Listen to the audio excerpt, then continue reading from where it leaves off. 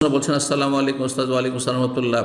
মহিলারা প্রতি মাসে স্বাভাবিক যে অসুস্থ হয় তখন নিয়মিত যে আমলগুলো করা হয়, অর্থাৎ রাতে সূরা মুলক, সূরা সাজদা পড়ে, তো সূরা সাজদাতে যে সেজদার আয়াত আছে তখন কি সেজদা করবে? সেজদা করার বিষয়টি সহজ, তার চাইতে কঠিন মাসলা হচ্ছে, ইখতিলাফি মাসলা হচ্ছে তেলাওয়াত করা।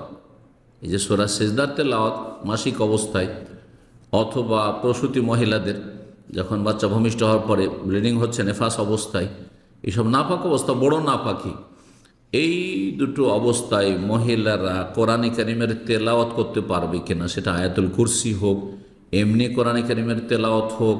প্রথম কথা, স্পর্শ করা, স্পর্শ করতে পারবে না, ছুঁয়ে কোরআনে কারিম স্পর্শ করে তেলাওয়াত করতে পারবে না, বেলে ইজমা, জি কাছাকাছি জায়েজই নয় যে কোরআনকে স্পর্শ করে বড় নাপাকি অবস্থায়। এখন বাকি তখন মুখস্থ পড়তে পারবে কিনা কোরআনে কারীম, এই ক্ষেত্রে অধিকাংশ আইম্মায়ে কেরাম বলছেন না, পড়তে পারবেন।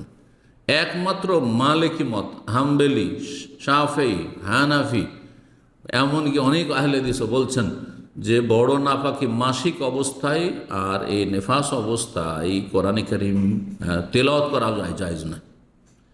কিছু কিছু ওলামারা বলেছেন সীমিত আকারে যায়, সেটা হচ্ছে কোরআনের হাফেজা, কোরআনের শিক্ষিকা বা কোরআনের ছাত্রী যদি এই সপ্তাহ ধরে কোরআন না পড়ে তাহলে ভুলে যাওয়ার আশঙ্কা রয়েছে ইত্যাদি, সেই জন্য তাদের ক্ষেত্রে অনুমতি দিয়েছেন। আরেক দল গবেষক ওলামারা বলছেন, মুহাক্কিক ওলামা শেখ ইবনে বাজ, ইবনে উসাইমিন রাহিমাহুল্লাহ, আর ফতোয়া এইরকমই রয়েছে যে কোরআনে কারীম মুখস্থ পড়তে পারবে মাসিক অবস্থায় আর নেফাস অবস্থায়, তবে জন্মী অবস্থায় পারবে না। অর্থাৎ কারো স্বপ্নদোষ হয়েছে অর্থাৎ সময় স্ত্রীর মিলন হয়েছে, কারণ এই সময়টার যে নাপাকি, সেই নাপাকি দূর করতে পারবেন গোসল করে নিলে হইল।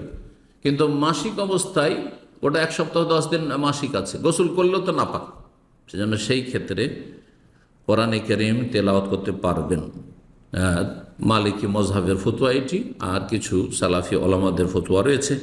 আর এই ফতোয়া আমরা দিয়ে থাকি যদি ভুলে যাওয়ার আশঙ্কা থাকে এই ক্ষেত্রেও, এবং জিকির আজকারের ক্ষেত্রে, বা আপনি কোরআন তেলাওয়াত করতে চান মুখস্থ তেলাওয়াত করতে পারবেন। জি, তো সূরা মুলক, সূরা সাজদা সেটা এমনি তেলাওয়াত হোক, এরকম আয়াতুল কুরসি এগুলি এমনি তেলাওয়াত হোক, অথবা রাতের জিকির হিসাবে হোক বা তেলাওয়াত হিসাবে হোক, যেটা এখানে উল্লেখ করেছেন ইখতিলাফি মাসলা হলেও পড়া যেতে পারে।